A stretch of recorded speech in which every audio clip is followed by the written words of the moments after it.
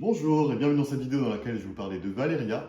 Donc Valeria, c'est un jeu de société dans lequel vous incarnez un duc qui va donc protéger un royaume d'attaques de monstres, le faire prospérer, gagner de l'influence. Maintenant, qu'est-ce qu'on va avoir dans ce jeu-là? Donc il y aura donc des monstres qui vont venir attaquer le royaume.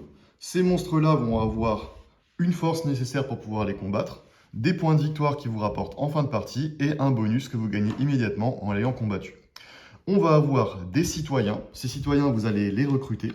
Ils vont tous coûter une valeur en or. La valeur qui est imprimée ici, le petit plus signifie simplement que si vous en avez déjà un, il coûtera une pièce supplémentaire. Et ils vous rapporteront des ressources au courant de la partie. Il y a deux symboles. Le symbole de gauche signifie que c'est les ressources que vous gagnerez lorsque c'est votre tour de jeu et que ce résultat aura été fait au dé. Le symbole de droite signifie que c'est les ressources que vous gagnerez pendant le tour des autres joueurs lorsque eux auront fait cette valeur-là au dé. Il y aura des cartes domaines. Ces cartes domaines-là, nous allons les construire. Ils coûteront donc une certaine somme en or. Ils vous rapporteront des points de victoire en fin de partie et ils vous feront bénéficier d'un effet. Certains auront un effet immédiat, comme celui-ci qui vous fera gagner un citoyen d'une valeur de 3 ou moins. Et celui-ci, par exemple, aura un effet permanent à chaque tour. Vous pourrez en fait gagner une pièce. Celui-ci vous permettrait par exemple de voler une pièce à un autre joueur. On va avoir donc différentes ressources.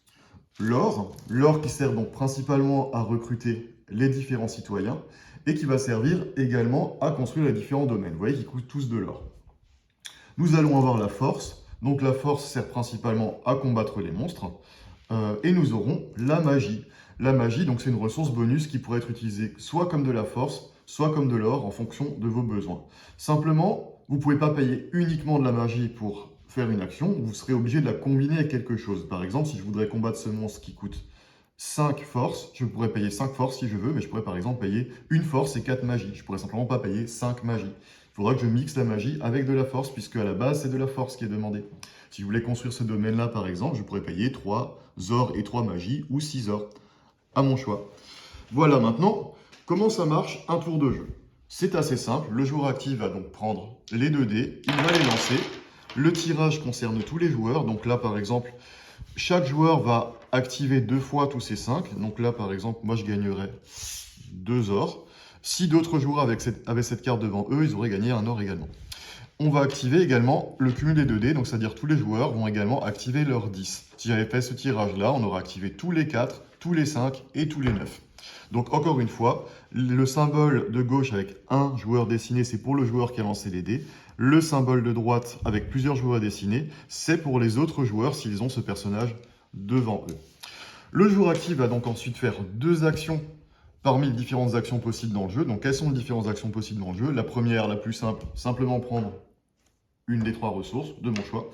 Deuxième action possible, recruter un citadin. Pour recruter un citadin, je vais payer la somme nécessaire. Donc là, par exemple, j'aurais pu payer 3 ors pour prendre ce citadin et le mettre devant moi. Donc à partir de maintenant, dès qu'un joueur fera un au dé, je gagnerai quelque chose.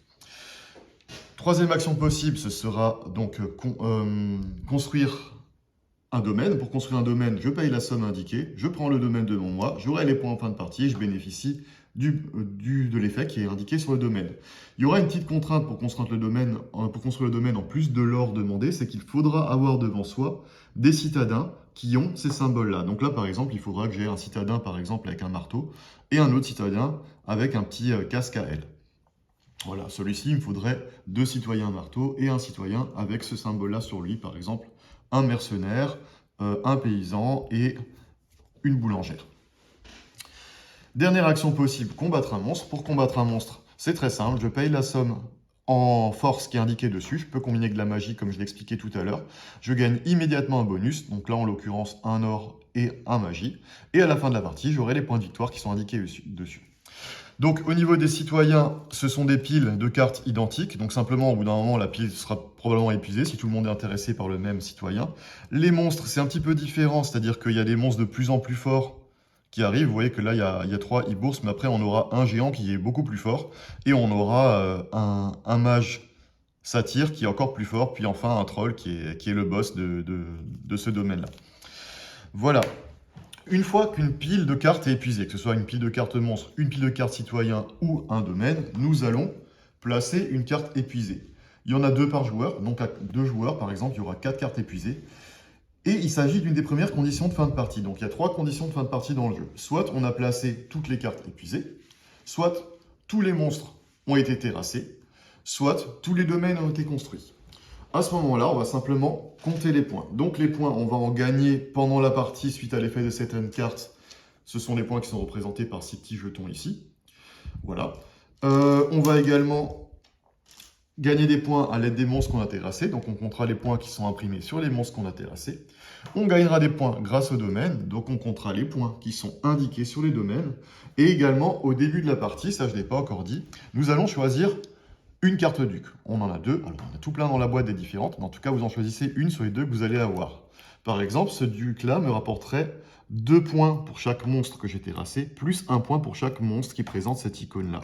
Donc voilà, par exemple, un monstre qui présente cette icône-là. Donc là, celui-là me rapporterait 2 points parce que c'est un monstre, plus 1 point parce que c'est un monstre qui a cette icône-là.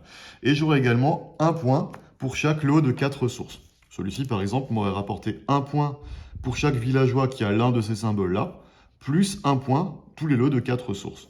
Chacun fait le total de ses points. Le joueur avec le plus de points de victoire remporte la partie. Voilà, vous savez tout sur Valeria. Je vous souhaite de très bonnes parties et un bon dimanche. À bientôt. Au revoir.